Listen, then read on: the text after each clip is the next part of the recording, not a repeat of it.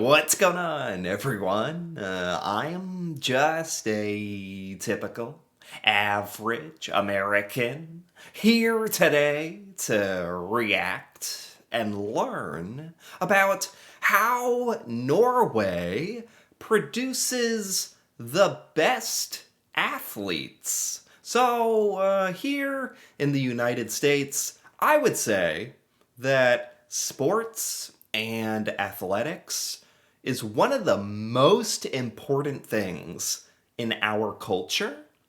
And we definitely think that we are the greatest at that stuff. But according to this video, some of the best athletes in the entire world actually come from Norway. So today, I want to learn about how you guys do it. What's your secret? So let's take a look. What country has the best athletes in the world? The US, China, or maybe France? Those countries usually top the medal table at the Olympics. Right. Well, at least at the Summer Olympics. At the Winter Olympics, it's the tiny country of Norway that dominates. But it's not just snow and ice. Okay. They have four of the best footballers in the world. Haaland and Odegaard in the men's, Hegerberg and Hansen in the women's game. Okay. You know, this might explain a little bit why a lot of us Americans kind of underestimate Norway.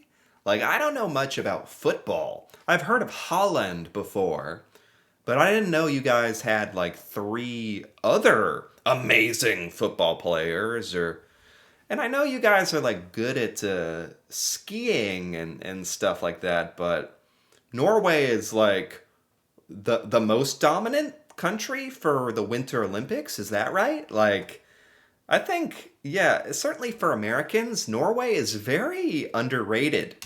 There's Kaspar Rüth in tennis, Victor Hovland in golf, Magnus Carlsen in chess. There are Vikings winning over the hurdles. They are even beating the Kenyans in long-distance events. Oh yeah, this guy. This guy, I remember this guy. He was in the Olympics. I forget what, was it like the 400 meter or 800 meter? Something like that. Yeah, I think what's particularly amazing about all this is now that you show all these incredible Norwegian athletes, and it's not even just winter sports, it's amazing how Norway is such a small country. You guys only have like 5 million something people, right? In the United States, we have, like 300, almost 400 million people versus 5 million people. That's unbelievable what a large percentage of Norwegians are world-class athletes. Because you have a very small group of people to choose from, and yet you're dominating these different things. Magnus Carlsen, best chess player, like Victor Hovland, I've heard of for golf. That's right. Triathlon, weightlifting, cycling, heck, they are even winning in beach volleyball. Per capita, Norway is the most successful sporting nation in the world. But why is that? Okay, so that's what I was thinking. Per capita, per population size, Norway has the best, most successful athletes. That is amazing. I've never thought about that. The more you delve into the Norwegian success formula, the more interesting it becomes. It's a story about money, mind-blowing science, and the unique culture. Welcome to Athletic Interest and how tiny Norway produces the best athletes in the world. Okay. Nice. Cool. How do you... Yeah. What's the secret? How do you do it? The natural reflex is to point out that Norway is super rich and has a lot of resources to put into its sporting infrastructure. Sure. But that explains nothing on its own. Ireland has a similar population and GDP, but how many great Irish athletes can you name right now? True. Besides, Norway has been wealthy for decades, but for most of the time they only had world-class skiers and maybe here and there a player who made it to the Premier League. Oh, are we saying this is like a modern thing? Like Norway being so dominant in world-class sports and all these athletes, this is like kind of new? Norway is doing something new to do this? Today they are everywhere. We are not saying that money isn't a factor. Norway's state fund holds over $1.7 trillion in assets. That's more than 300,000 per Norwegian citizen. The government uses a small portion of the fund's annual returns to support Norway's budget, funding public services like education, healthcare, and infrastructure. Yeah, that's unbelievable. Your fund. So are we saying that some of this money actually goes towards like training athletes or like learning how to train super athletes? While preserving the bulk of the wealth for future generations. This allows Norway to have better infrastructure, better coaches, better equipment. Wow. So, obviously, money is not the issue. But it's also not the sole reason for all the medals. Yeah, I mean, having this budget and this money certainly doesn't hurt. Like, maybe that's not the only thing that's contributing to Norway's incredible success with all these athletes, but being able to hire all the best coaches and fund all the training and even spend money on researching how to do training, like, that does matter quite a bit. But the United States has a lot of money, and yet I don't think we see the same results that Norway does. You guys still have the highest world-class athletes per GDP, per your population size. So it's not just a matter of money, because lots of countries have money, but don't like have the results that Norway has. In 2018, Norway made it to the top of the Olympics medal table with only a tenth of the budget of the British. Maybe they're just spending it wiser. Norway doesn't even invest in sports like skeleton or bobsleigh, as Britain or Germany do, because they say those cost too much money. So if money is not the answer, what is it that makes Norway so successful? It's a paradox. Norway is a very rich country, but they believe in the socialist way of doing things. Success should come from working hard and being together. Families don't need to chase athletic scholarships because college, like healthcare for youth, is free. Sports is not seen as a way out of a tough neighborhood. 93% of children grow up playing organized sports. Whoa. This is actually really interesting. And it shows a big difference between Norway and the United States. Like, it's absolutely true. In the United States, for a lot of kids, especially if you're from a very poor family or if you live in poverty, or being good at sports and becoming a professional athlete is one of like, it's a very popular dream for a lot of American children to get out of poverty. And it's difficult for a lot of American kids, depending on your background and where you live and your family and how much money you have, to even get to participate in a lot of sports and training. So it sounds like in Norway, a big difference already is that most of the population has access to participating in children's sports. It says 93%. Organized usually means in a local sports club. There are more than 11,000 of those in Norway. Wow. This also means that there are a lot of coaches. Most parents work 8 hours a day and are happy to spend their free time with their kids, to volunteer as a coach. Yeah. That's not possible if you're working 16-hour shifts. The philosophy is a little bit like planning a successful YouTube video. You need a high click rate and retention. So the idea is to get as many kids as possible into sports and keep them playing for as long as possible. The head of elite sports in Norway puts it like this. Big nations are all about selection, getting rid of people. Norway allows children who are late developers or whose parents could not support them time to find their potential. Wow, that makes a lot of sense. It's actually really cool because like everybody in Norway gets an opportunity if you want it. That's really cool. Yeah, and it makes sense because Norway, again, small population. You have to make the most out of it. You got to make sure, like, basically everybody in Norway has their opportunity to do athletics and sports and figure out if they're, like, going to be a super athlete. That makes a lot of sense, actually. This means that despite its relatively small population, the talent pool is huge. Yeah, if in the United States, every kid had access to all the sports and stuff and clubs, the United States would do even better. Like, that's actually kind of sad that we don't give that opportunity to everyone. Because basically everyone is doing sports. It may sound like a small detail, but it's much more than that. Because of the so-called relative age effect. There is a Okay. great video by Memeable Data that deep dives just into this. We'll link it in the description. For our story, we'll focus on what this means for sports. Okay. These are all players in the Spanish First Division, grouped by month of birth. As you can see, there are significantly more players born in the first half of the year. That's not a coincidence. In most sports, children are grouped based on their year of birth. So let's say you are born December 31st, 2008, and your best friend is born January the 1st, the same year. Your friend is almost 1 year older than you, but you're still competing against each other. On average, children born earlier in the year are taller, stronger, and faster.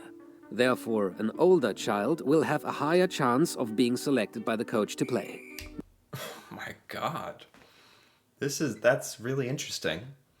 I could see where that's very real. I've never thought about that.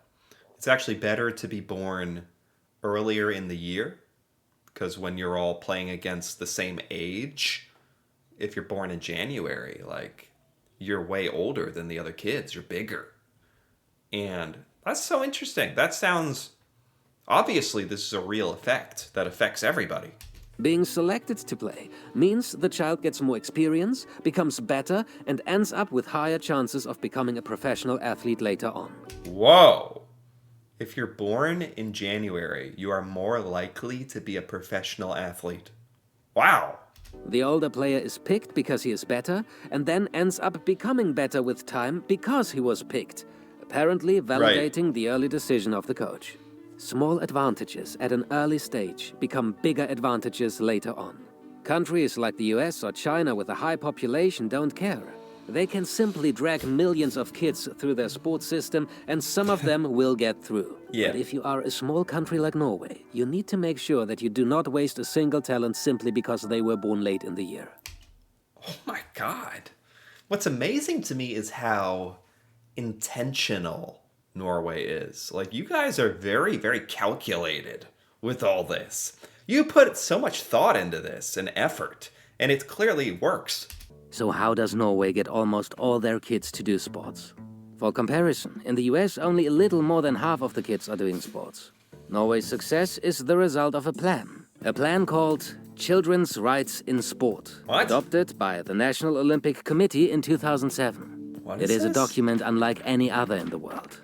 On 8 pages, it describes the type of experience that every child in Norway must be provided. The vision of idrettsglede, which literally means the joy of sport. What is this? This is the secret. This is the secret to Norway's super athletic success. This joy of sport, children's rights in sports document? I had no idea about this, or that any country did this. You guys created this outline, this plan, to make sure, like, every kid gets an opportunity, a chance to do sports. And it's like in a fun way, right? It's not like in I've heard, like, in China, they force children to do sports every day for hours to feed their family or so. Maybe that's not true. I don't know, but it sounds like, abusive, that kind of system. This sounds more like fun. The document is about safety, friendship, but also the freedom to choose. Children may decide for themselves how much they would like to train, and can even opt out of games if they just want to practice. Want to transfer clubs in mid-season? Go ahead, no penalty. Teams are not even allowed to keep score until kids are 11. What? Okay, this is so different from America. Here in the US, we are all about competition, scores, how well you do, how much, and honestly, for some kids, their parents make them do it. For some kids, it's not fun.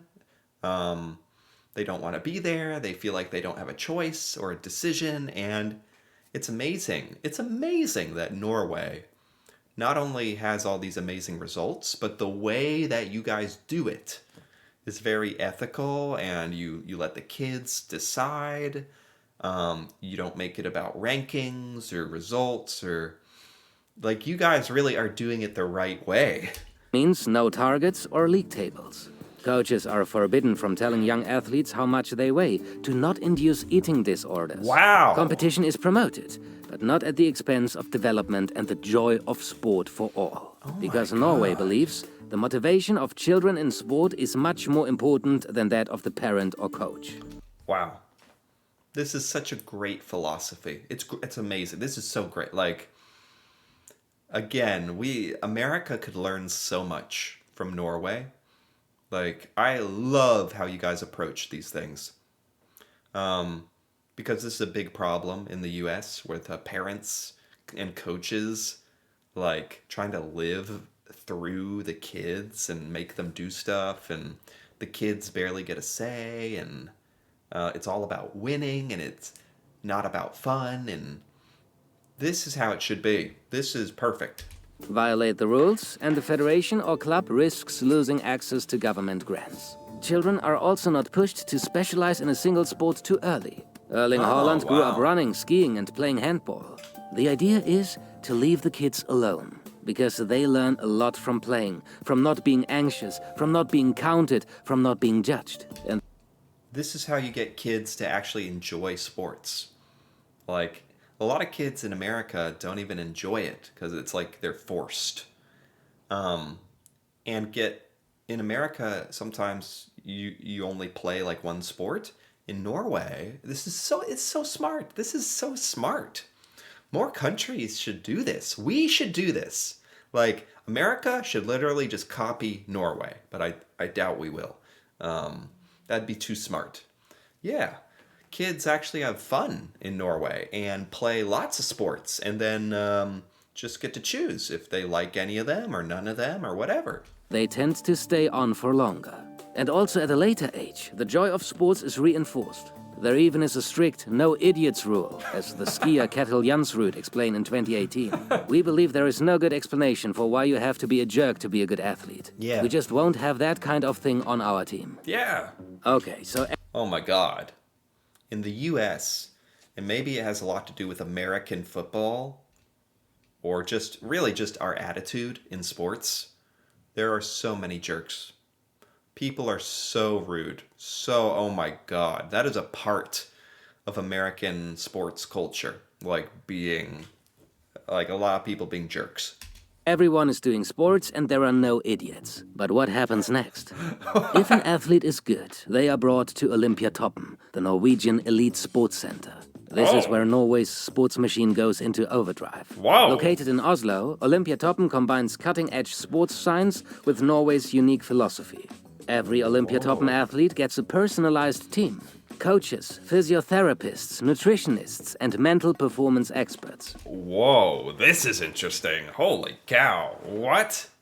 So, after all the fun and the childhood experiences, and if you're good, then sort of the fun and games part is kind of over. And if you want to, and if you enjoy it, and if you're good, you go to this super Norwegian training area for super athletes. This is the secret too. And if there's one thing that sets Norwegian athletes apart, it's their obsession with data. They don't just train hard, they train smart, especially when it comes to endurance sports. A lot of this can be traced back to a runner named Marius Bakken. Bakken was fast and curious. Over his career, he conducted more than 5,000 lactate tests on himself to measure the intensity of his training. He even traveled to Kenya to test elite runners, searching for the perfect formula. What he discovered was groundbreaking. Most athletes were training too hard during their intervals. Bakken found a sweet spot just below the lactate threshold. Staying in this zone allowed him to train more without overtraining or risking injury. Whoa, this is cool.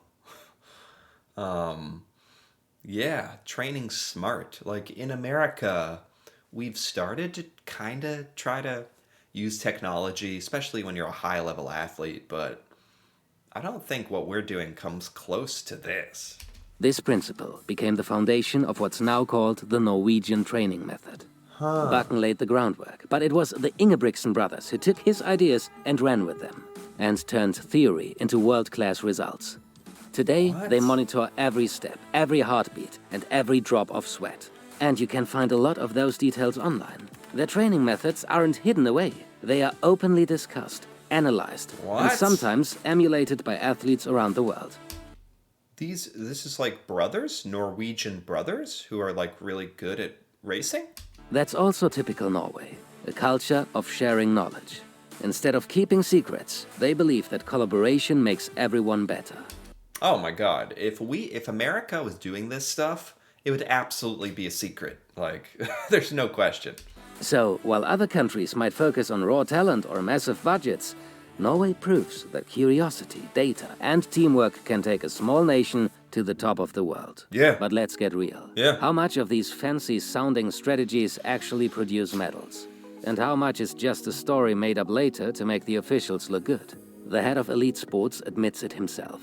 There's always something unpredictable about record-breaking talent. Some special, unrepeatable blend of inner drive and external influence that sets an athlete on a path to greatness. Sure. Like, there's all that you can do, all the science and everything perfectly, but the best athletes in the world, there's obviously something almost superhuman inside of them. But he argues that Norway has created the right conditions for that thunderclap to strike. Yeah. And maybe this isn't just about medals. Norway's methods are redefining how we think about talent, teamwork, and what it takes to excel in a competitive world. Oh my god. That's amazing. Norway is amazing. I love this. That's so interesting.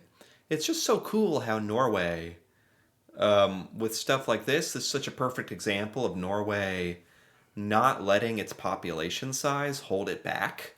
Like, there's so many small countries around the world who don't have nearly the results of Norway, whether it's like how successful you guys are with wealth or with education or athletics, or Norway, you guys are just it's just so cool how intelligently you approach all of these things with curiosity and finding like the smartest, most objective and fair way to do things, and not let your population size hold you back at all. It's inspiring, really. It's really cool to learn about. So I really enjoyed this. Anyway, if you enjoyed this as well, feel free to give this video a like, or leave a comment with your thoughts on how Norway creates super athletes, this amazing system you guys have. That'd be really cool to hear about. And if you're interested in more videos like this, me reacting to Norway and learning about Norwegian things I've never seen before, feel free to subscribe for more. And until then, thanks for watching, and see you next time.